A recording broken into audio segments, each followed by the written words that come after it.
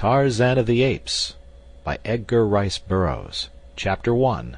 Out to Sea. I had this story from one who had no business to tell it to me, or to any other.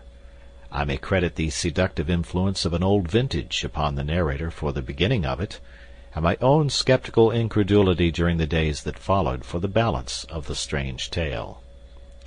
When my convivial host discovered that he had told me so much, and that I was prone to doubtfulness, his foolish pride assumed the task the old vintage had commenced, and so he unearthed written evidence in the form of musty manuscript and dry official records of the British Colonial Office to support many of the salient features of his remarkable narrative.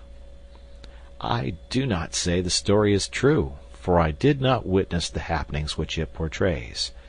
But the fact that in the telling of it to you I have taken fictitious names for the principal characters quite sufficiently evidences the sincerity of my own belief that it may be true. The yellow, mildewed pages of the diary of a man long dead, and the records of the Colonial Office dovetail perfectly with the narrative of my convivial host, and so I give you the story as I painstakingly pieced it out from these several various agencies. If you do not find it credible, you will at least be as one with me in acknowledging that it is unique, remarkable, and interesting.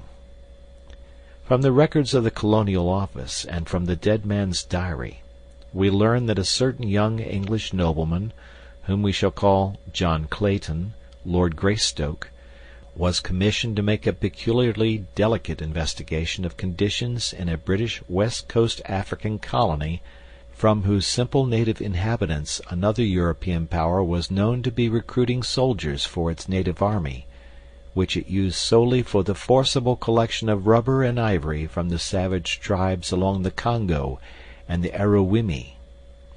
The natives of the British colony complained that many of their young men were enticed away through the medium of fair and glowing promises, but that few, if any, ever returned to their families.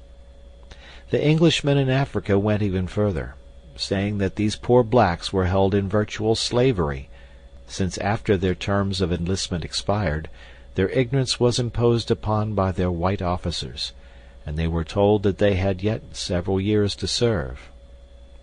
And so the Colonial Office appointed John Clayton to a new post in British West Africa, but his confidential instructions centered on a thorough investigation of the unfair treatment of black British subjects by the officers of a friendly European power.